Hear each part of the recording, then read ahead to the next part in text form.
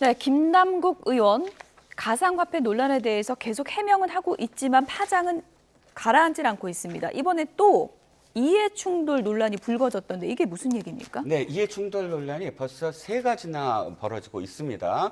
가장 중요한 건 펀드에 대한 문제인데요. 이게 이런 문제입니다.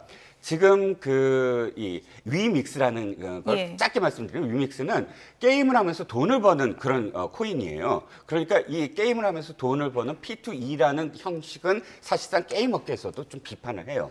이게 순수한 게임이 아니지 않느냐. 그래서 게임 학회에서도 지금 막 비판 성명을 발표하는 게 그것 때문인데, 그거를 양성하기 위해서는 뭐 NFT라든지 이런 것들이 굉장히 막 그 선전이 돼야 되는데, 하필이면 이재명 당시 후보의 펀드를 하면서 NFT 얘기를 해요. 그러니까 NFT 얘기를 1월 20일에 바로 그 김남국 의원이 하면서 이 위믹스도 올라가요.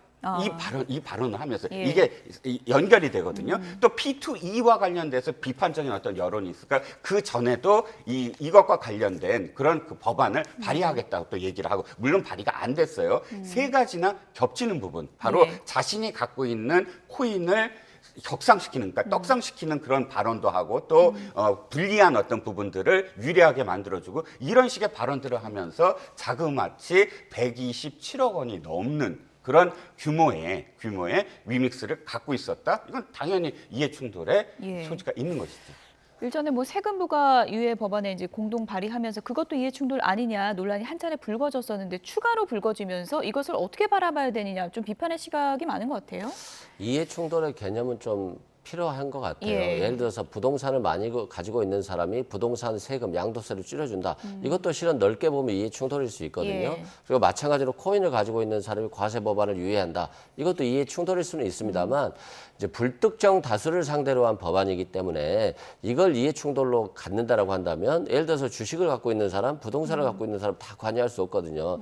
그런 측면에서 범위에 굉장히 논란이 있어서 예. 지금 이걸 이해충돌법에 위반된다라고 볼 수는 없겠습니다만, 개인적으로 도덕적인 의미에서의 이해충돌은 충분히 될 수 있다, 이런 말씀 드리고요.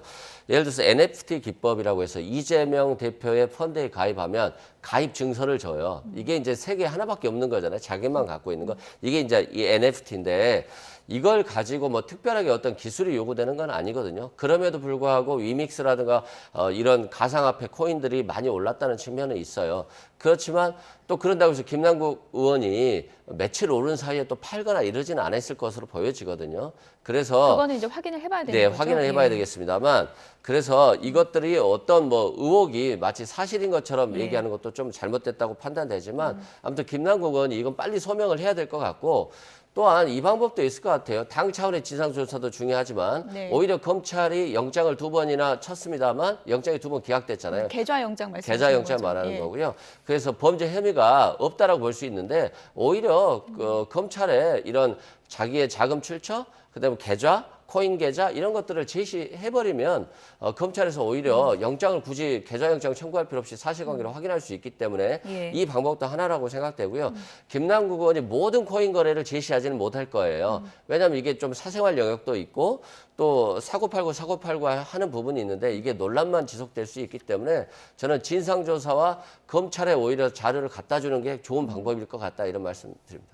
김건희 여사의 은행 관련돼서, 그러니까 주식 관련돼서 얼마나 많이 다 내놔라, 은행과 관련된 기록 다 내놔라 했던 게 민주당입니다. 그런데 지금 김남국 의원은 자신한테 유리한 특정 부분만 지금 다 공개를 했거든요. 다시 말씀드립니다만, 정말로 자신이 억울한 게 있다 그러면 위믹스 코인을 언제 샀고, 어떤 돈으로 샀고, 그것을 언제 팔았고, 지금은 어떤 코인을 갖고 있다, 이것만 이야기하면 됩니다. 그런데 그거는 다 피해가요. 자기가 유리한 부분만 지금 공개를 하고 있거든요. 그렇기 때문에 김건희 여사에 대한 그런 프레임을 걸지 말고 스스로 하라, 요구한 것만큼만 하면은 예. 이거 다 해명될 수 있다라고. 진상조사팀이 꾸려진 거죠 지금? 네, 예. 진상조사팀이 꾸려졌고요. 예. 이왕 할 거면 신속하게 하는 게 맞죠. 예. 이게 어려운 부분이 아니거든요. 계좌라든가 코인 계좌라든가 수익 내역, 자금 출처만 확인하면 되기 때문에 충분히 가능하다고 보고, 김남국 의원은 분명히 자금 출처에 얘기를 했어요. 예. 자신의 전세 전세 자금하고 또 3억 주식에서 번 돈 그것으로 하기로 했기 때문에 네.